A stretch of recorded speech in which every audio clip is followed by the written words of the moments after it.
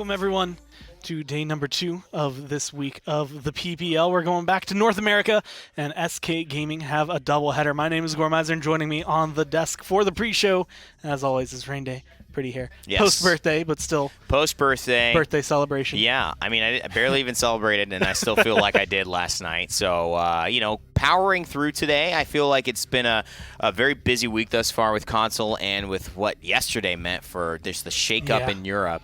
And honestly, I think North America ideally would have the potential to do that today. I just don't know if any of us are on board that ship. So we'll have to wait and see.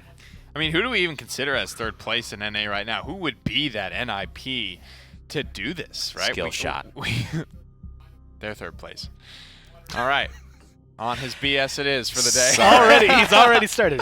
Anyway, I think we got to watch that Splice Renegades matchup, I think, to really know. Yeah. And I think it's really funny because I'm looking at the things I wrote down for today, and I realized the first question is pretty much the exact same thing I wrote down yesterday for NIP, where the question was, what do they do to consider this a win? If they actually win, is that going to be big enough for them? Right. NIP, I think, have a little bit more of a chance overall than what we've seen out of SK, but what are they looking for here? Are they just looking to look good, or do they actually want to be able to come take a couple points? Are they trying to win? Obviously they're trying to Give win, me but either. Is it possible?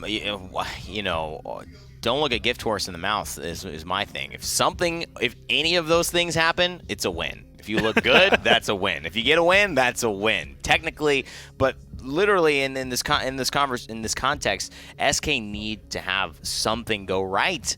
It has been too long, my friends.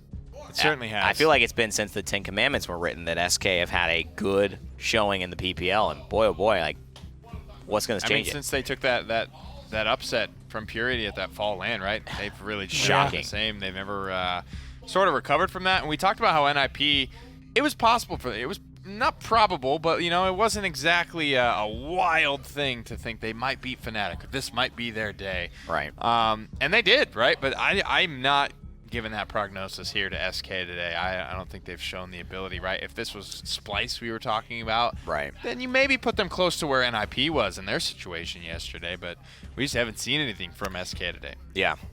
Do you think that them going up against G2 again with a sub is going to make a big difference? Flame so far has been kind of, not necessarily all over the place, but when he was playing Androxus in week 1, he looked pretty solid. Then in week 2, his carries started to be shaky, and they pulled him onto the front line. Is today going to be a more frontline game for him, or do you think they can actually put the risk of having him be an Androxus or a carry?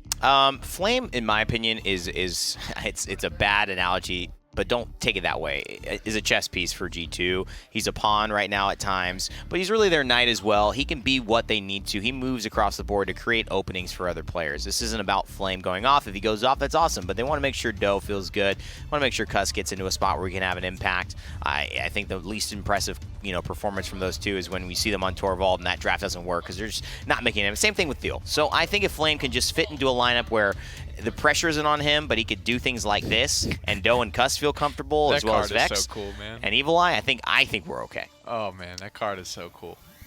Anyway, no, it is a cool card. I feel like it's going to be a little bit more dictated by emotions for him today. You know what I mean? He doesn't have that ton of experience that the rest of G2 have in this lineup, and I think for him going in knowing he's playing like the bottom-seeded team is probably going to make it a lot easier on his soul, right? He doesn't have a lot of pressure, I don't think, on him, and because of that, he'll probably perform better today. Yeah, I can see that. Splice were able to take G2 to 5. Can SK take G2 to 5, or is this going to be a much faster set? That's, I think, the bigger question. Splice have been looking phenomenal. I don't know, man. Is SK going to have anywhere near that level of performance, or is this going to be G2 looking pretty much like their old selves? Is Nick a bunny rabbit?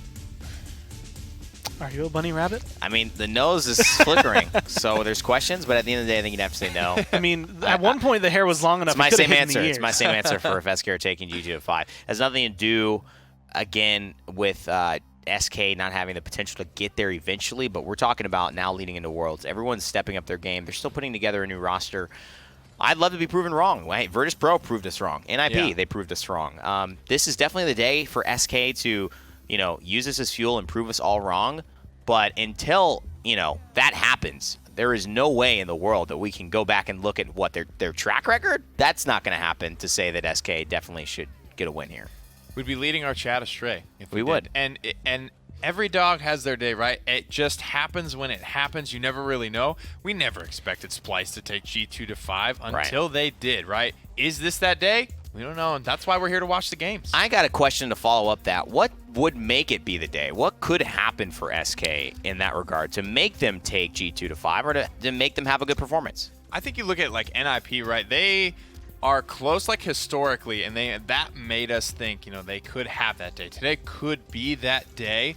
Whatever it is from the whole source of, and frankly, is it pain going off? Maybe, is it right. is it's, it like maybe vocal? Like think about back when they had Danny and Shades, right? Right. It was like 1 week it was Shades, 1 week it was Danny, and I hear a lot of you guys, because you guys have cast the majority of the SK this split, and I echo a lot of that. Is that 1 week it feels like it's Danny or Pain, and then the next week it feels like it's Invocal, right? If they can come together and have that, and the old SK with Danny and Shades did have a couple of those games where they come off together, and if that happens, then I think we have something to work with. And that kind of leads into what I want to know is is there a single SK player that needs to step up? Like, is there someone who has been lagging behind that today needs to be the day that they step up?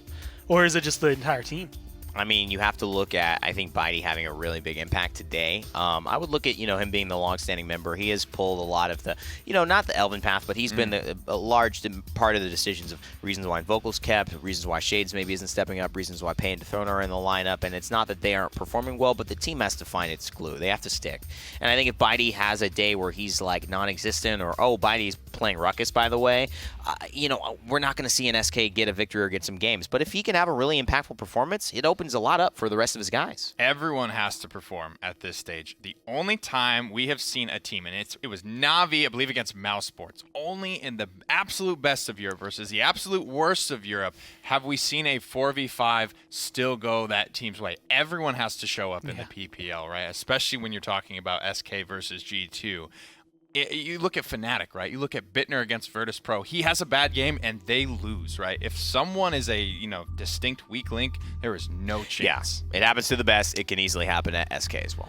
So they're not just playing G2 today. They're also going to be going up against Envy. And normally, I think this is where I will always just say, just hey, a bad day to be. Does SK have a chance of winning against Envy? But I actually wanted to ask something different, which is just that so far, the teams that have been dominating all year, the teams that have gone undefeated, which as of right now Envy still is, have had terrible luck at LAN. If Envy lose a set, is that better for them, or is it worse in the long run? Impossible, Gormizer. And you knew I would respond this way. And we all know Envy is not dropping their chances at claiming first for the first time ever because of SK Gaming today. That's not happening. And you can quote me, and I love all the players on SK as equally as I love all the players on Envy. But as far as a lineup, I mean, these guys are in the fourth movement of a beautiful concerto. It's a packed house. SK just trying to fill rooms at the comedy club, trying to fill a table, trying to get their cover charge paid for. It's not enough to beat what is now the top team in North America. G2 have questions to ask and to be answered.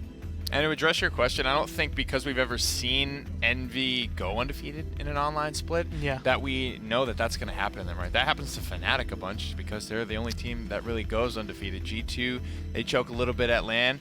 If it's time for Na'Vi and Envy to be the undefeated teams of the online suite, we'll see what they do with that record. And I don't think that past precedent, I think a lot of the maybe ego and bravado of Fnatic and G2 lead into those performances or maybe downfalls at LAN, but I don't think there's a ton of ego on Envy, and I really don't think there's a lot of ego, if any at all, on Na'Vi, and I think that's one of their biggest strengths. And remember, also, for SK, there's nothing like Bitey in person. There's nothing like what SK will be getting when they come together, maybe in a LAN or maybe in a qualifying stage, right? So online is different. They're all at their homes. This is not an online team that is beating an online Envy anytime soon from what we've seen this far. And that actually is a perfect segue into a question I added. And I originally only had 5 on here, and I'd just cut it off. Okay. But Nick asked me to add one more question, and that is just, who is going to beat SK harder, G2 or Envy? Like, he wants to know, is there going to be a team, like, is it a 3-0 for both teams, or is it going to be slightly more contested? You got to pay attention to all sets? these like relative strengths, right? That's how they do like power ranking stuff in like a traditional sport. Is you got to pay attention to who beats who by how much, and was it home or was it away? That type of stuff kind of leads into like your barometer for your predictions for future matchups. What's your answer? I think I don't know why I want to say G2 beat G2's them gonna harder. beat them harder. That's what I would have said too. That's where my gut tells me they have a back. They have a. They just have something like G2 has something over SK. I don't know what it is. Do we get to see them run back like their 5 support kind of like style? Like, You are they know, going to pull that back It goes out? back to I guess Valencia, that's man. true, yeah. It's like SK were leading 2-0 to advance in Valencia, and G2 reverse sweep them and get to the finals, right? I mean, and they Win it all. It's like you couldn't have had any other team fall to that. No one would have been. Just SK. It's a thing that G2 have. Even with Flame, they spray them, they taunt them. It's like a thing. And I think if SK, maybe with Dethroner and Payan, we'll be able to get over that hurdle because they weren't there. But so far, man, G2 have had SK's number. Yeah. Well, Stylistic comps, I think you brought up a good point as well. Yeah. I mean, that goes into Style how on 'em with hard the someone 5 beats supports. them, right? If you beat them with something super cheeky, And then they're like, oh, man, we that's lost. definitely part of it. We lost the tank Moji? Oh, no! We even had an Aura. We Well- had an Archon. I'm excited, I think, to see what could possibly go down in these games, depending, but we are already ready to go straight into the set. We're just going to go ahead and kick off the day for the PPL. No interview, no anything. We're just going to jump straight to the intro, Yeah. and we'll be back in just a second with set number 1. See how fast Gormizer is. Hello, party people, and welcome to the first set of the PPL. We just concluded our pre-show. Thank you for joining us for that, and thank you for being here for this set today. My name is Pretty Hair. That's Gormizer. Our first set today is sure to be an interesting one. We talked a lot about it. It's going to be SKG2, but before we get into that, I want to remind you, of course, what these guys are playing for. It's HRX High-Res Expo, the biggest event of the year at DreamHack Atlanta. It's going to be November 16th through the 18th. You can scoop your tickets now at highresexpo.com. You will get not only that Paladins content that you're probably most interested in, but of course the Smite content, the World Championship, Console Championship will be there as well. There's an after party, which I highly, highly recommend that you go to. It's a perfect capstone to your weekend. You can get those at hrxafterparty.eventbrite.com for only $50. +1 on that. That is a fun event. You don't want to miss it. A fun venue. +1, baby. And you are, I mean, it's perfect. Everyone's relaxing. All the event is over, so no one's stressed about their next game. No one's That's stressed true. about the next set they might have to cast. Everyone's just like, have a few drinks, relax. Right. It's a Sunday night, and at that point, the weekend's over. Yeah, you know, that's where some of I think my favorite memories are with a lot of our pro players is Yeah. because they are fully relaxed at that point. They're ready to just kind of hang out and have some fun. Guys, let's go ahead and get into this one. SKG2 is going to be up next. I believe we're going to take a look at the standings and the schedule first. Here's the standings for both NA and Europe. You can see Team Envy is in first. They do have one game less play than G2 Esports. Currently, there is a chance that Envy and G2 come out tied today, but that resides entirely on SK Gaming showing up to play in a big way today. Without any further ado, let's get into the map screen and see where this best of 5 set will unfold. It will be G2 selecting the first map as Jaguar Falls. It's going to be a solid map, actually a really good map for G2 as well, considering their champion pool. So I feel like this leans maybe a little bit more in their favor, which would make sense as to why they would want to go here. SK, on the other hand, I feel like we're still looking at them to have that stellar performance, right? We're still looking towards Payan, we're still looking towards Dethroner as the new guys, but honestly, it feels like the entire team, Invocal every now and then has like this pop-off game where he will have this insane KDA, but it won't matter, and I feel like that's where we need to see the kills converted into objectives. I'm excited, man. I think this is actually my first SK game that I've casted all split, so I finally get to get hands-on. It's one thing to watch a game, but it's another to be in there and listening to every moment and sort of being there to paint the picture as well. Drogos will go first. Personally, not surprised at all. I stand by that. I think this is his best map. I think this is just an insane blaster map in general, except for Willow. I don't love Willow here. I do love BK here. I do love Drogos here. And I feel like it's just because of these two teams. Both of them do have people who love playing their Drogos, but I feel like G2 has the stronger Drogos, but you have to kind of question whether or not it's going to be worthwhile. Yesterday, we were actually watching where Inara is winning all of her games. The one she loses is when you're up against Drogos on this map, so I feel like that's a very solid way to kind of pick it up, and probably the only time you might really need to scoop him up before Inara. Drogos Makoa was able to defeat Inara, you're correct, yesterday. Makoa banned, Khan banned, Willow banned, Andro banned as well. I'm curious to see what Flame's going to play here. This might be a game where he goes tank. You've got Cassie, which is another, one of his big picks. You've got Andro banned out, which is one of his big picks. Flame Nando. I could really, I honestly think you're right, though. I don't know, maybe he plays Florvald. Koga. Maybe he plays Koga here. Evil Eye, I think, I don't know, man. Evil Eye is a very, very flexible guy when it comes to just sort of breaking new ground. But I mean, he is the premier Drogoz player for G2, and it's. I don't see that being the decision they make, where they're like, hey, Evil Eye, by the way, no Drogoz for you. We're putting it on Flame. I feel like he'll be Fernando, and Cuss will be the Torvald. It's tough. Which is weird, because I like Cuss as Fernando a lot, too. It's a very difficult scenario, I think, for G2 to be in. You know what? I'm gonna put my chips on the table. I think it will be Flame playing Drogoz, and I think it will be Evil Eye on this Koga. I don't know why I have this feeling. I mean, we're seeing certainly some roles flip-flopped yesterday in Europe. Yeah. Bittner on Barrick. Fisheko on Kinessa, Bugsy on Victor. That was wild, man. I thought I knew exactly who was playing what. And I would have been right, probably back in the day. And it is actually Flame on the Drogoz.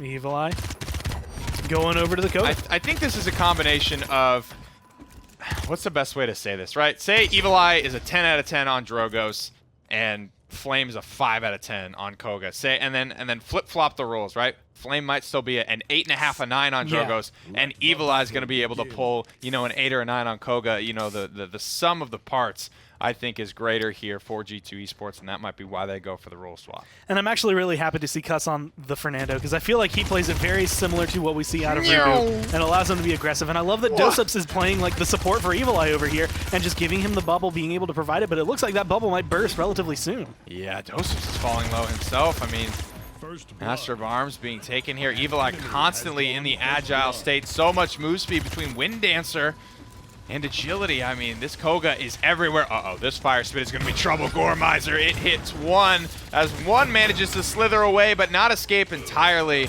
as the collapse comes through, and G2 Esports take the first fight. 2 people from G2. It was Koga, Torvald, and they pull 3 members of SK all the way around behind them, which typically that's the kind of flank that a team could use and find success with. But you lose your Inara on the point. Maldamba and Inara are the only ones standing there, and Flame gets first blood on the Inara. That makes it so easy for that rotation to come through for G2. It makes it so easy for them to just continue controlling, I guess, the entire point, the entire middle of the map. I think Dosups positioned pretty appropriately there as Torvald. He almost died, but almost does not count here in Paladins. And you've got Evil Eye, who's just so fast, in between agility, in between Wind Dancer from the Torvald bubble. I mean, they couldn't catch him. They tried to. They absolutely did. But Evil Eye just smoked him in the foot race, and they were unable to capitalize on that big, heavy investment in the right-hand flank. And honestly, they're only having so much trouble because of this Vivian being able to get rid of those shields so easily, being able to pop them and make sure that it's not going to be as catastrophic as it could be. I feel like if they don't have this Vivian here, Pan isn't playing this, all of a sudden we see Evil Eye getting 2 kills there at the very beginning. Like, they don't have to fall back on G2. They can just keep getting aggressive. And it's just because Payan is making sure that those shields don't mean anywhere near as much that it's making a big difference. Payan's going to hold W here. The Cyclone Strike comes out, but Evil Eye switches targets away from Payan back onto the front line, and it doesn't matter. Inara still here. Bitey still alive. Dethroner puts down the Assert Dominance as well, and that is going to stabilize for SK for the time being. Bitey holding a very good angle. I actually love this because Maldama can get real easy healing onto him, and it kind of keeps him safe, although it's not safe enough, Flame. It's going to be at the very, very end of the Dragon Punch, but he's still going to be able to find it. I don't believe that he gets out of that. That's not a good sign for SK Gaming. That was a very hard commit. Granted, they had Torvald. They had an uncauterized Furia heal as well. The Restore Soul hits for 1,000 health. So Flame getting a ton of mitigation. That's what, 3,000 in total, 2 from the shield, 1 from the heal. SK Gaming don't get a single kill on G2 Esports. 2-0 lead with the Samurais in gray and black. And holding the top 3 in terms of damage, as well as the shielding obviously going to be going their way. I love being able to see who gets in there because there's actually a lot of shields in this game, as you can see. Normally there's going to be 2, maybe 3 people on that chart. Furia in there, dude. Vivian, Furia, and Nara has a little bit. Ash trying to do whatever she can, but it's just not going to be enough. And this is something that is starting to interest me. So credits obviously now in favor of G2. They captured the first point. That's 300 in the pocket for all of them. But SK are still able to spend a little bit, right? The high earners are going to be able to control a little bit. Bitey has 2 items online, although one of them's a little cheaper, and the Rejuvenate. But Wi-Fi has opted to, instead of getting and waiting for a Chronos 2, get the Deft Hands now to try and find more stuns. Yeah, and I don't know who he's going to be trying to stun. Normally, like, a Ruckus is a good... Inara's not bad either. Terminus. You know, those slow-moving guys that don't really have a deployable way to block a stun, which is not Ash. So I don't know. I don't know who he's trying to stun out here on G2 Esports. Maybe Torvald? Dosops picks up Bitey with the Hyper Beam. And kind of a random thought I had, but I would like to see like the damage shielding. I assume that's from just people shooting her wall. That's what calculates it for Inara. I'd honestly kind of like to see that changed to like damage mitigated from Earth and Guard or something like that. You know what I mean? Yeah. That I feel like would be a better representation of, you know, how strong she really is as a frontline. Because right now it's so hard to measure. And Gore, maybe that's part of the reason why she ends, I mean, hitting a Dragon Punch while you're retreating. We can talk about that in a second. But right now, we talked a lot about Inara being underrated there. Flame misses a couple of rockets there, but the big storyline, terrible spot to launch that Dragon Punch from. He almost dies for it. He just needs to immediately get out. And what is he gifted with, Gormizer? A free punch onto Inara. And Inara on a silver platter. And then he almost full goes in HP there. Like, Inara. if he hits one more rocket right there, Ash doesn't get that kill. He's still No, alive. yeah. And like he was 100 health going in there. That's just the kind of play. And again, it's not just G2 playing well and Envy playing well today. That is kind of the key from what we talked about during the pre-show. But also where SK can improve, what they can change, and what's going to make a big difference. And it's moments like that. There's no reason Bitey should have to die there because you couldn't kill the Jokers, right? It feels like the commit onto him wasn't enough, or maybe they weren't calling out where he was or what he was doing, because even though you have to touch down, it feels like you just kind of sacrifice Bitey.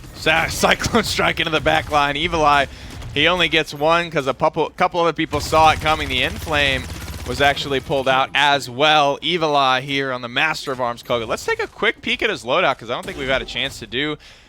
Got the Wind's Embrace, max healing while your agility is active. Of course, the extra healing coming through from Trigger Happy as long as you can hold down those triggers. Not a ton of extra move speed boost. And that's looking like almost all she wrote. The Throner can't even touch down. Bitey's here to try and contest out. To the back line he goes. I don't know what happened to Bitey. He got absolutely obliterated. He was full health. He was there. As he approached that payload, but no longer. G2 4-0. They didn't drop a whole lot of kills either, and you know we gotta keep track of who beats SK harder today, I think. I will give benefit of the doubt, and I'll say that was G2's map, so I'm interested to see what happens when SK get their pick and like they get to pull them into their round. But I can only think of the word oof, just in all caps, probably red letters here, the way that went, because it was just clean overall, and I'm curious. 3 deaths the whole game. Yep.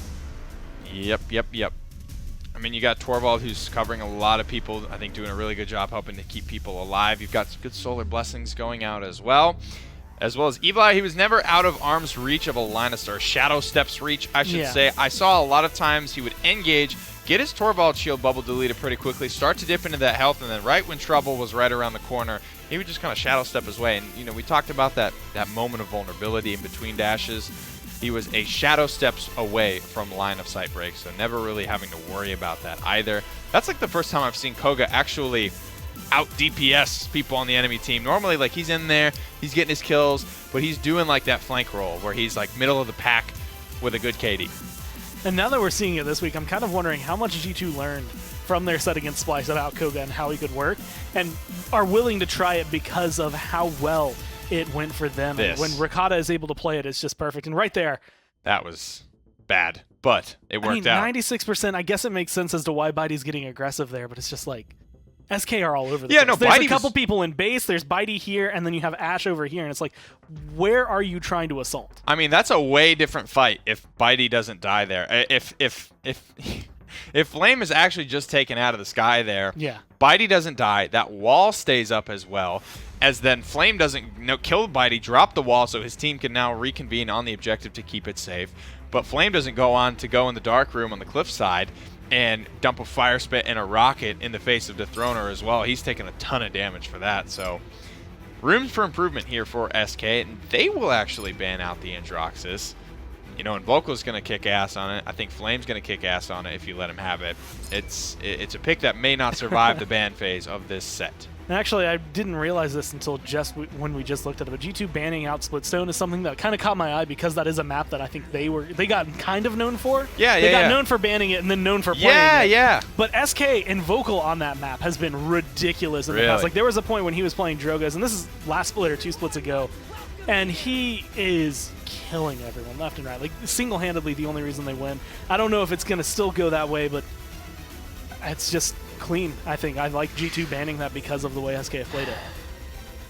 Well, thoughts on this draft so far? I mean, you got to say, it's going well for SK. I mean, Kananara, Furia, bang, bang, bang. That is 3 strong picks for them. Yikes. Not exactly weak picks for G2, but in terms of what has felt strong and what has felt close to the meta, I mean, these frontliners, this support is pretty much the best you can ask for. Eevee is pure performance driven. I think Leon is solid. This is a good draft given a performance from Eevee. And honestly, on paper, I like SK's draft more, man. Yeah, I think if you're running a tier list, SK get all of the top picks that you would really want, at least for their roles, except for maybe the Drogos on the other side. But Cassie kind of, right. well, not necessarily middle of the pack. She's always going to perform, but she's not like the hyper carry I think that your mind goes to. I always think of like the Bomb King, the Drogos right before her. It is easy to forget about her, absolutely. And I feel like G2, again, that doesn't right mean she's here, not doing her job. even though you're in this position of, well, we didn't get Furia, we didn't get Khan, we didn't get Inara, I don't think you're that worried. Dosup's on Ruckus. I like Cutie once again on the Fernando, and Flame being able to run the Drogas. If he can make it look anywhere near as good as it did last time, I don't think they even need to worry about damage from Cassie, although Evil Eye is going to be consistent the entire time. I think that player-wise, G2 have a stronger draft, but I think tier list-wise, it's all in SK's favor. I worry about Cutie and Dosup's just outright winning this game by fact of bullying out the enemy bat. And look at that, Cuss. Straight to the business. He is hunting at the moment. He is looking to bully people this game, and that's what's so scary. I think that's a wise call to back off there. Gets the shield up as well. But, I mean, Leon, she's going to be so squishy, immobile as well. Bitey gets the first kill onto Evil Eye. That's a good sign here. I think a lot's on Payin as well to try to find value on this Eevee. He doesn't have a ton of great targets that are going to be super easy to get on and stay on and take down. But we'll see how he's able to do it. If SK can get this draft, if they end up losing it, then honestly, I feel like there's a lot more to work on overall. If they can win this game, though, I mean, the tools are there, right? They have everything they need to make sure it works, except maybe the Eevee, which is probably the biggest question mark, whether or not you can perform. Like you said, she's very performance-based. But G2 are playing champions they've been known for, champions that they have loved for ages at this point. Now, they're in control. They've been able to switch the script right back onto you, and SK are falling back. 69% to 24% now. It's a good lead for SK to have built at the start. Off the rip, G2, they get themselves back on the objective, though. Dismounts are coming out. That's my main concern. The vision as well. Early scout from Evil Eye. So no one is going to be sneaking up on this objective. Everyone will be spotted out. Enlightenment is forced in a really awkward spot, Goran. It does not hit anyone. And right now, look at where Evil Eye's been looking. He's getting the front lines. He's forcing them into trouble. And even though you have Furia, the healing's going to be there to get them back up, they're the ones having to fall back. Although Cuss, maybe a little bit too aggressive or isn't able to fall back in time, does give up a little bit of ground, and that opens the door. SK, if they can get aggressive, they get rid of Dosups here. That's going to be big. Great snag there onto Dosups. Dives even further. No! Dosups with like 100 HP pulls off the Hexafire of time. And it's just a game of inches here. Again, he gets bailed out with no HP. If G2 are allowed to continue to do this, whether it's Flame at 100 HP with a Dragon Punch or Dosups with 100 HP with a Hexafire and a beautiful Fear there from Vex to set it all up, I mean, there is just no room to breathe for SK right now. And you know what? That's, I think, the thing SK's been missing, right? G2, if you're running the tier list, yeah, they get some really strong picks. They get some okay picks, I guess, overall. A lot of the champions in this are viable, especially in the right hands. But you can't always get the perfect Dread Serpent that allows a Hexafire to get 2 kills while Ruckus is 1 hit away from death. Like, that is something that comes only from experience and just damn good players on G2 being able to take control and showcase some of the weaknesses and exploit where SK is positioning, the way they're fighting, and just the way that they really are trying to approach this G2 engagement. It's not the way you can approach a fight if you're playing a scrim. It's not the way you can approach a fight in ranked. Like, it's a different ball core. And I mean, even look at the way that Cuss and Doe are electing to die, right? Cuss has died a couple of times in the back line, but he did it diving to distract 2-3 people and force SK Gaming to look at him instead of taking down Evil Eye or Flame. Look at Dosup's there. He's falling super low on the objective. He dives further into SK's back line, so now SK have to make a choice. Do they look at me and the rest of my team and make it easy? You know, they can get some cleave damage or, you know, pop out a presence or something that is going to kill all of us or hit all of us. No, he dives further into SK's backline. Now SK have to either turn around to finish Dosups, which they try and do, and it doesn't work out for them. It's these little things that the frontliners are doing, in my opinion, for G2 Esports that are really, really carrying a lot of weight this game. And I'm going to echo what Evan had said while we were on the desk, which is that I love the way SK have looked every step they're taking, but there are some things that keep going wrong, that have gone wrong in week 1, that are still happening here in week 3, that are the ones that need the most work, right? Where it's just, how are you interpreting how you make this engagement? Who's making the shot call? And that's where things need to shake up. Like, who are you focusing down? Who is your high priority?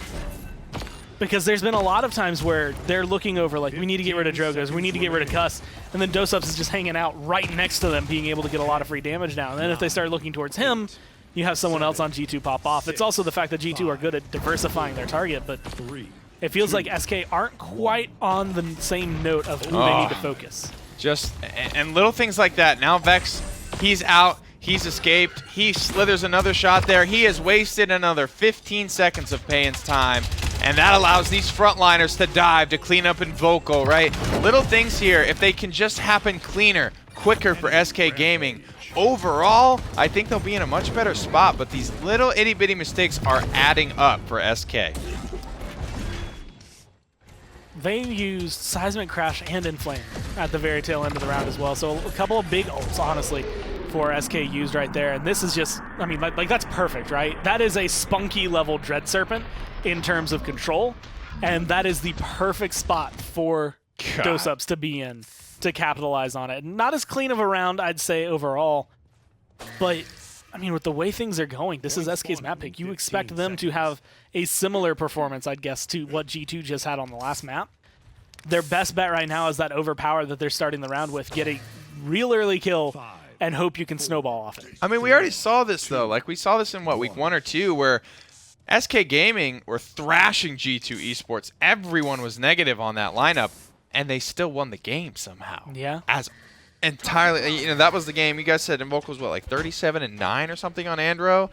And they still lost. That's the little things adding up, allowing these little moments for G2 Esports to get back into it. Cuss gets overpowered. He gone. But that's to be expected here. And the lead's starting to build for SK Gaming as a result. This teamfight's going to be different with ultimates, though. I think, you know, that goes without saying. It's the fact that Cuss is the only one to die there, right? That's it. That's all you get. G2 Esports are not giving you any more than they are absolutely forced to. And he has Master Riding. He's already back in the fight. That's going to be 2 big kills right there, though. And actually, he's going to immune and dodge out. Flame's still going to be able to get rid of Dethroner. But they are playing this a lot better. It's a little smarter overall. G2 are trying to outwit them, but they're not as clean overall until right now in Vocal. If he doesn't get that kill, it makes a big difference. Because he's locked alone on the point, that's an easy pickup. 90%, that could be 100. Yeah, Buddy's going to be sitting here 99. And Dosups gets demounted, but overtime is still going to start nonetheless. Dosups jumps down onto the objective just to get the reset. The fear comes out as well, and Vocal still maintaining good line of sight on the objective, nailing shots as well.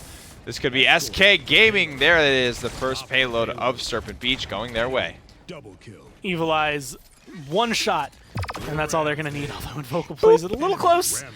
240 health is not a lot to engage with, but there's going to be the heal coming through.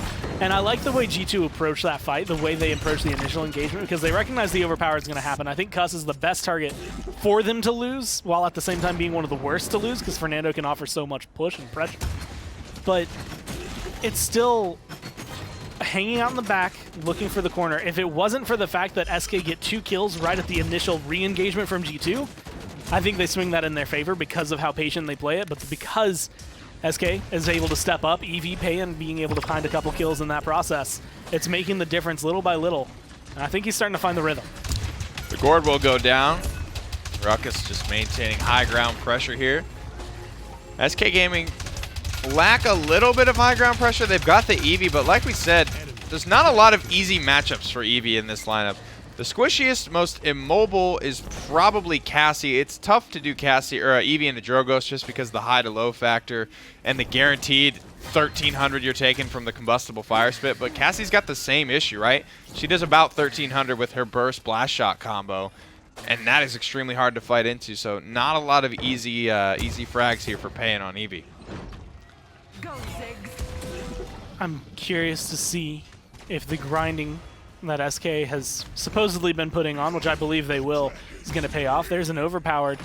Cuss once again going to be the one going down, but so does Bitey. Flame trades his life for that one. Hexafire comes out in an incredibly awkward position. Still almost finds a kill, but ends up losing. And I feel like G2 overly aggress into that area. That's a really awkward fight to try and take. They almost get Eevee down as well, but close has been a theme of this whole set. I mean, whether it's close for G2, close for SK, people are making it out by the skin of their teeth. Flame will throw out a fire spit, won't find anything for it, but if he's allowed to sit up here, a lot of clump targets from the shoot down on. Pressure from the back, though, locked down by Payan. It's an ice storm to scoop up Flame, and now the high ground is his. And to do with it what he will is landing massive shots here. Payan single-handedly winning this fight for SK. If he can just keep this up, they'll be in a great spot. Beautiful mid-range shots as well on the Evil Eye. Wi-Fi cleans it up. SK Gaming off the back of a beautiful play that all started with Payan locking down Flame on the high ground. And an incredible transition from what happened in the first round, which is, and even last map, where SK feels spread out. They don't feel like they're on the same page. They're trying to fight 3 different fights on 3 different fronts, and they're just so spread thin that it gives G2 the advantage because they're taking 1v1s or 2v2s. This time around, it's look at this person. This is the target. Let's kill Dosups. Let's kill Cuss. Now we kill Evil Eye. Now kill Flame. Like, just one by one, these are the targets we have to pick off. And because of the mobility, because Payan started to hit that stride 10, 5, and 10, he's been able to get back there, have a lot of this impact, have a big set of kills that come through. And the question is whether or not he can keep it up. I mean, 3-1 comeback mechanic here for G2. And no overpowered for SK does mean, in my mind, it's a little bit more in favor of G2. But SK, if they can keep this target acquisition up, I think they have a good chance. Everyone is even or better on SK Gaming in terms of their KDs. So this is really, you know, something a bit unusual for them, especially against G2. G2 are the opposite. Everyone is negative except for Evil Eye. He manages to stay 9 and 6 on Cassie. But the front line starting to fall apart a little bit for G2, starting to go very, very negative. And normally, you know, you see a Furia there with a Solar Blessing to try and help Fernando and Ruckus become the point frontliners that Inara just is. But SK have it all. They've got the Furia. They've got the Khan. They've got the Inara. They have got the business. And right now, they're giving it to G2. As long as they can hold on, Dragon Punch coming through, looking for someone, will find a throner, but Flame again is trading his life just to get these kills, so Bitey not only stays up, but with Wi-Fi alive behind him, and he is pumping out the healing. Honestly, Wi-Fi is the guardian overall of SK with the way things have been going. No one is dropping below 50%, and if they do, they don't feel scared. They're safe all the time. Comeback mechanic, hopefully not miscalculated there. One more tick would have done it for G2 with comeback mechanic. I don't know why they didn't just commit there. Cuss Cutie gets overpowered, but Evil Eye looks like he might be salvaging this. 2 kills already on the enemy high ground. He has to dive down just to keep this alive. A beautiful fear from Vex is going to buy them just a little bit more time. Evil Eye full commits to the back line. He's going to manage to pick up one. Beautiful disengage to move, and now we're off the objective, and it's Evil Eye there with some fancy footwork and a nice little fear from Vex yet again. That keeps G2 Esports alive on Serpent Beach. A nice follow-up shot from Bitey after seeing what Payan was able to accomplish. Unfortunately, kind of locks him in this awkward area. He's going to end up going down right here. Payan might end up following him, though. The mobility will be strong enough to pull him on out. But 3-2, G2 could tie it up right here. And I think a big, again, change at the beginning of the round is no immediate kill on the Cuss, right? G2 have that ability to sit there and fight it as a 5v5 instead of a 4v5. And they just play patiently again. They wait to see what SK's trying to do, and they try to envelop, but I think they need to start focusing down Wi-Fi a lot faster because, yes, Inara's tanky, yes, Khan is going to be warranting of a threat, but it's been Wi-Fi sitting in the background, untouched the entire time, being able to get a heal there, and keep everyone on the point topped up, everyone in the backline topped up, and no one ever making him fear for his life until maybe it was a little too late. Big Solar Blessing comes through, keeping the Throner alive, and an Inflame to boot. SK Gaming will try and hang on with just a little bit of help from Furia. And it's not really working, Gore. They're still falling apart. Dethroner, he needs that beam really soon or he is going to fall here. Manages to get a couple heals off here, but Wi-Fi struggling to keep Dethroner alive. Again, the disengage here. Moving Dethroner around the map, away from the objective, away from the solar blessings. Wi-Fi manages to give Flame the hands up top with the support, but is that enough to keep them alive? It looks like it just might be, and Wi-Fi, you got to give credit to him. He was really the reason through both healing and, you know, in case of Furia's damage, keeping SK in this fight. And it also helps that Flame is going down pretty much every single time he ults. Whenever he does get a kill with it, I don't think I've seen him live through it on this map. Every single time he puts himself in an awkward position, he's between a couple members. And like you said, with Furia's damage, it's just a couple of shots away from actually being able to solidify it, especially with how still he's going to be standing while he's trying to find it. Slow moving. Easier to predict. Oh, God. But then you have Evil Eye. And Evil Eye right now does not seem to be having any issue finding kills. Looking for the Quadra. It's going to get taken away by Vex. And he might have emoted a little bit too soon. They're not going to confirm it just yet. Maybe. Vex isn't up for, or excuse me, Wi-Fi's not up for another 5 seconds, so that wall is going to buy so much time. The contest is beautiful there. Dethroner may have just made the play. He will still fall, but he gives his team a full chance here at actually saving this one. Cuss Cutie. He picks up a triple kill, though, before going down, and Vocal manages to find 2, and it's not enough when it's all said and done. G2 Esports, without an ultimate, they managed to tie up the game. 3-3, though. SK Gaming have every ultimate available as well. Evil Eye with some beautiful plays, though, down the stretch with Cassie. The one thing SK has, and a lot of other teams have this to an extent, but I feel like it's really driving them right now, is just grit. They are perfectly fine having to trudge through the mud to get to their haven, right? Wherever's going to be safe, wherever's the best place for them. They're making the right steps to get there. A lot of blast shields in focus, a lot of wreckers in focus. Yeah. And being able to come into this without using an ult, without panicking towards the end of last round, I think gives them a lot of strength. But it is all going to depend kind of on how G2 approach it, how they can play against the fact that more than likely Cuss is going to get thrown off the edge of the map again. We'll have to see. Buddy's got it ready. The overpower comes through. I don't think he's going to be able to get him off, and the counterplay from Dosups kills him with the Hexafire. Cuss still will make it off of the map, though. So both the frontliners are dead for G2 Esports. SK will put Inara on the objective. Vex 30 and Evil Eye managed to hunt down Payan in the back line. They keep Flame Effects alive. That's a nice Earthen Guard, muting a lot of the damage coming out from that Fire Spit. A nice wall to keep Cuss Cutie out, and 57% and climbing on the objective for SK Gaming. This is Inara's home. This is where she loves to be able to stand. Just let her go through, but here comes the Dragon Punch looking to try and execute Dethroner. Gonna be able to find it. Now the Immortal gets popped as well. Just to fall back, they're gonna be able to stay alive, stay healthy, and reposition themselves. I love it. The Solar Blessing on to Bitey, gonna keep him nice and healthy. Here comes the Fire Spit up over the top of the shield. Bitey trying to get out of this fight if he can, but Evil Eye, Dosups, and Flame Effects hot on his case. Dethroner gonna dunk down with a Seismic Crash. But where are the kills? Payan manages to find one. Some damage going out onto Inara. She's falling lower and lower, but Flame elects to just back off. G2 Esports 93%. A beautiful Fire Spit just to make sure no one's able to make it through, and Payan, you can see his Ice Staff, but you can't see him. That's because he was shot down mid-flight while trying to just start that overtime, and G2 will take game number 2. And I think that's even more important because, I mean, you're looking at Khan, Inara, Furia, a ton of healing, a ton of presence on the point, a ton of side tank ability that you have from Khan being able to enable pretty much every single person on that team going down. And that one, again, kind of feels like what happens when you go back and look towards the Ascension Peak map from a couple weeks ago when it's just... That's what it felt like to me, man. You can go up 3-1 and it doesn't matter if it all falls through your hands. Everyone, I think, except Evil Eye is negative on G2's roster as well.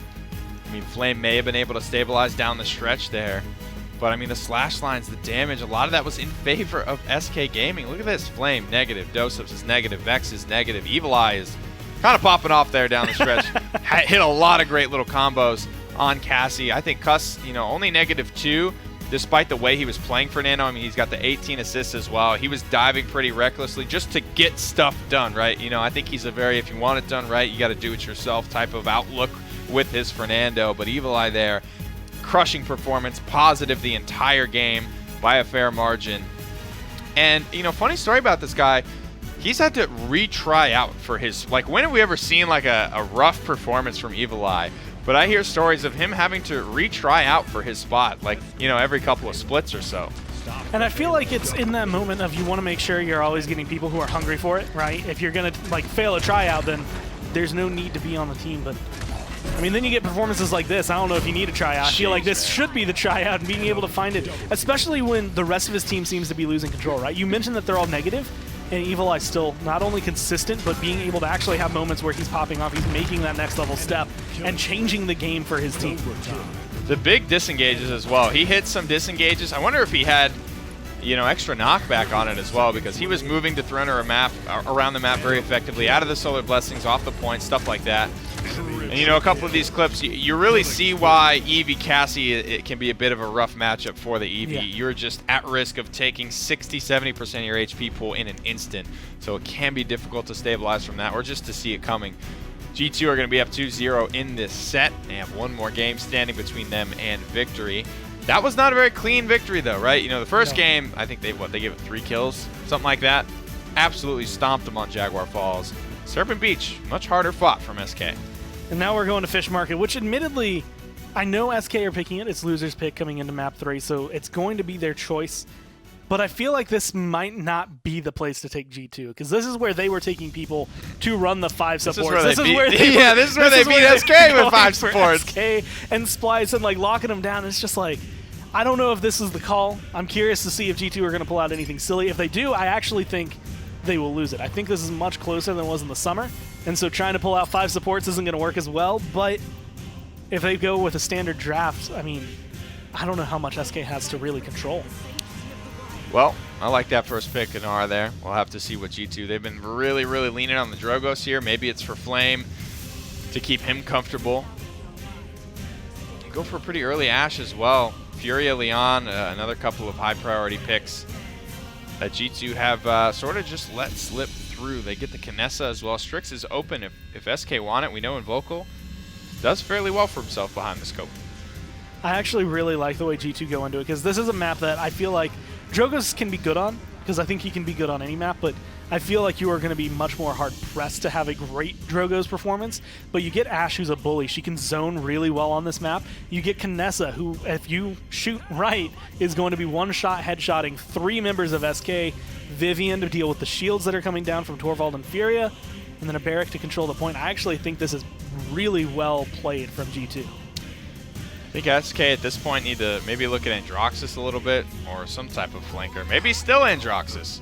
Just for Invocal, just get the guys comfortable, I think. They've got the Torvald here to enable some stuff. I think it's kind of a tough decision for me between Cherish and Solar Blessing for Furia's talent, because you are going to be losing a lot. I mean, Solar Blessing, God bless you if you try and heal a flanker with that. I mean, it's going to be so hard to hit an Eevee and an Andro flying around being effective. That's going to be a two-way street if they want to receive any of that healing. But at the same time, non-Cherish Restore Soul almost feels like enough when you're healing an Eevee and an Andro. You know what I mean? It's about half their HP.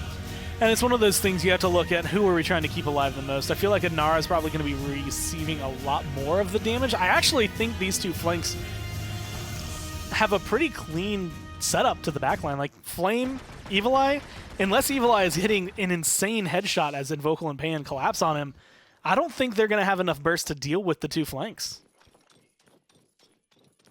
That's a good point. I mean, it could be tough to get in the backline. The one thing I see is Coscutie being able to play kind of babysitter, maybe softening them up. Flame goes Sapper rounds, it looks like, as well as Wrecker, so any Torvald bubble is not going to last very long at all. We're talking, you know, maybe 4 bullets, maybe 5 bullets, but a lot of shield bonus damage coming out from the Vivian here.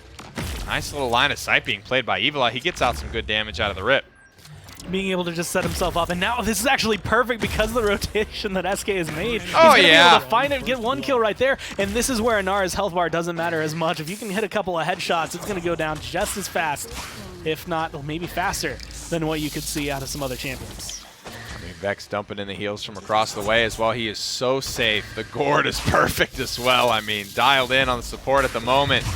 The Throne are just struggling to get down to the objective in time. It's 99%. The Solar Blessing misses as well.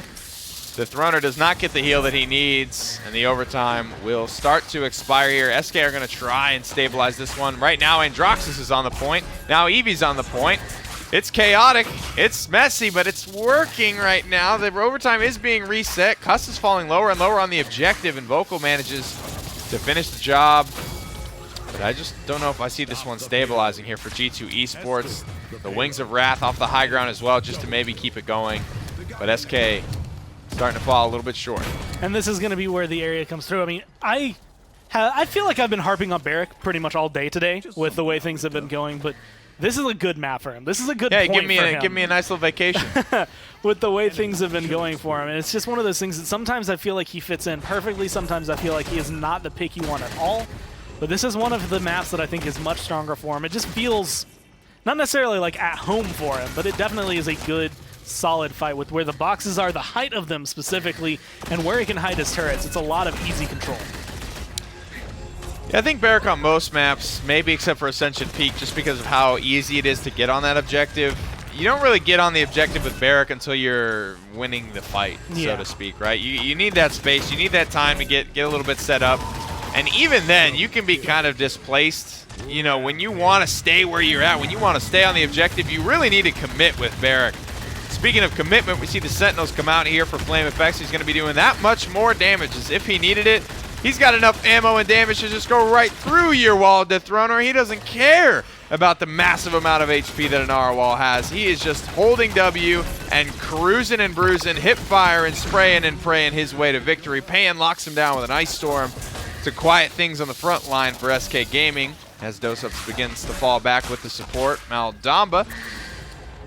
And that may just be it for this attempt. Who's that? Is that Cussway in the back line? Oh my god, it is. Cuss Cutie still all alone deep behind enemy lines. Day number 44. They still haven't accepted me as one of their own. And he manages to bail himself out. He uses the Assert Dominance. Dosups and Vex come to try and get him out. They do, but Dosups is going to lose his life for it. And Cuss is not done yet. The War Machine still chugging forward. Massive knockback onto 2 as well. And Bitey's going to go down in open field here. Nice little field. This is what I was talking about. A little bit of babysitting happening for Cuss at the moment. Whether he planned on it or not, he just happened to be there, I think, for Evil Eye. And just being able to set it up. This is actually something I think that goes hand in hand with the mobility when you look at some of the champions on the side of SK.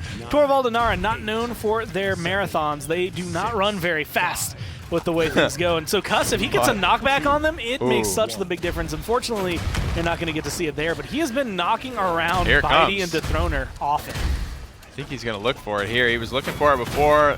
Bitey actually just gets killed by the 300 damage that Kinetic Burst does. And my goodness gracious, a lot of damage coming out from this Vivian. A lot of time to free fire, you know?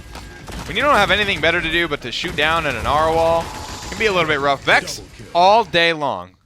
Bryce Kelly, he has been just peeling. Is it Bryce? Kami is Bryce Keane, I think. And Vex is Bryce Kelly. Their names are so similar. I always get them mixed up. We'll call him Big Bryce for short. But anyway, his peel with the Dread Serpents have been perfect today. Look at his perfect support slash line. 0, 0, and 15. Nothing but assists. Nothing but peel. Nothing but heals. Nothing but lockdown for Vex. I want to give Flame some credit for providing it first for me. I don't think I've ever seen anyone shoot down in an Narwhal. I feel like it always is just ignored and collapsed on its own. This is the first time I've gotten to see it, especially in a competitive game, so I'm impressed with that. Now 94% on the Sentinels, almost going to be able to come back, and admittedly, that's going to be a big difference maker once again. Another Dread Serpent there comes out trying to provide some peel, but SK didn't really seem interested in pushing that anyway. The Sentinels are ready to come out. My goodness, that looked like maybe a headshot or two there. The Deflector Shield goes up, and Flame Effects is able to take Invocal down in the 1v1. Now he hits the Sentinels, gets out of combat, gets his healing regen. Okay, I gotta see what level this Kinetic Burst knockback is at. Cuss Cutie is absolutely launching people across the map. Right now, 93% for SK Gaming. But it's Percussion 5, and this card got nerfed. 40%. This card used to be more, and it's Androxus, though. He's going to be able to get in the beautiful up-down there. Bonks his head for the min-max, slowest animation time possible as Torvald going off, hyper-beamed out of his ultimate. But at the end of the day, Cuss doesn't seem too worried about it. He's just hopping his way happily back to the objective. People are dying. The knockback's not there. Inara CC immune while in Earthen Guard. 0-2 on the scoreboard. Overtime started in favor of G2 Esports. And the clay pigeon, or the stone pigeon I should say, launched up into the air yet again and slain by Coscutie.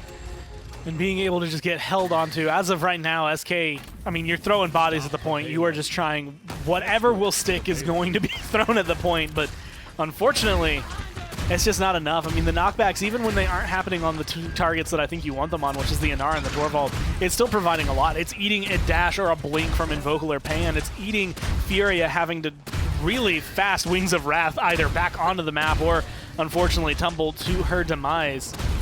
And even just holding right here, right? This is going to consume about 50% of the push just because Cuss is holding this angle. And the dash just enough there for Invocal to actually get himself back on the map. Up into the air, Dosup's dancing around the shield, but it's the headshot followed up by the left hook that takes down the young Master Engineer. Payan finds a kill on to Vex 30. Invocal does lose his life for the aggression. 0-3 here, as G2 Esports might be looking to clean this one up. In this round, if they can get back on their feet, they're going to be sent back to base for the time being, though, to spend some credits and actually solidify that lead. It's a difference between credits in hand versus credits actually spent into items. Definitely a much stronger defense this time around from SK, but it looks kind of flimsy, at least in terms of where they're holding, where they're actually able to find some cover and things like that, because it's just one small push, I think, away from potentially collapsing. Vex going to go down, though, and that is actually big for Invocal. He ends up losing his engagement, or his second engagement, I guess, but it's still enough to get rid of the healer. Nara right between the crosshair. Only 55 on the clock at this stage. Payload about halfway. G2 Esports just looking for that initial little pick. There it is. Okay, there's one, there's two. Evil Eye comes around the corner, pops the Headhunter, 50% increased damage. Beautiful juke as well. Look at that. Look at Furia and Adroxus. They completely thought Evil Eye was going to be over here, but he's breaking ankles. He's snapping necks and cashing checks. I don't think there's any better way to put it. I don't even care. If you need a door opener right there, that was him actually slamming the door down. Normally Ash's job, but he just pops out with two kills right at the very beginning. And again, it's just the damage he's able to apply to people like Dorvald and Inara. Normally they're going to be really high health bar, but 2400 is 2400, and if you hit a headshot, it is a lot. I want a lot of that. Here comes the Ice Storm, but Payan dies almost immediately after. Another two-man Dread Serpent here. No knockback because Inara CC immune. Coscutie has his ultimate. He gets stunned out mid-flight. As soon as that wall drops, so does the Throner, so does the hopes and dreams of SK's fans. Hope for a victory today. G2 defeat them in 3 games here. Serpent Beach was very well fought, but Fish Market pretty one-sided there for G2. And it's, again, really weird because that's where they drive the set, right? And I feel like against any other team, that's SK's map. They are going to be able to win it because I think they have the control. I think it's just because G2, I feel like that's like their guilty pleasure, right? Wow. Like they like Fish Market, but they won't tell you. Well, 74,960 damage for Flame FX on Vivian is a lot. It was actually more than Evil Eye, 13-3. Best slash line in the game there. Nutty stuff from Flame, the substitute player. Picks up the Wrecker 3 on top of the Sapper rounds. We never got to actually see that lay into a shield, but I mean, a lot of damage coming out there. At the end of the day, it's like 375% extra damage to shields. It's quick math there. Lot. Doesn't need to tell you that it only takes a couple bullets to bring down any shield. But Vex, man, he was, God, just a big part of today. A lot of moments were decided, right? They were set up. There was really only a chance there because of the Dread Serpents from Vex. I mean, he's 0-0-15 after the first round. He does a really good job of slithering a lot of big damage opportunities for SK, staying alive those extra couple of seconds, even if he dies later in that engagement. I mean, he was so clean today. He set up a lot of kills. He provided a lot of peel. Nothing more you can really ask for. The best way I can sum it up is that his Maldamba was spunky level, and that is probably one of the bigger compliments I could give, because his Dread Serpents are at the point where it's not only saving teammates but literally turning the game around in scenarios where it's just like, this is a fight that you would lose if it weren't for the fact that you have now controlled SK and turned around everything they were trying to do. I mean, I think Bex works harder than just about anybody at his role in particular, and it's clear that he's got a love for the game and a drive to be successful. So we wish all the best of luck to G2 in their conquest for success. They've only got one loss today. They've got an additional game played up as well on Team Envy. Team Envy will be up next against SK to see what they can do. We're going to go on a quick break, but we'll be right back with set number 2.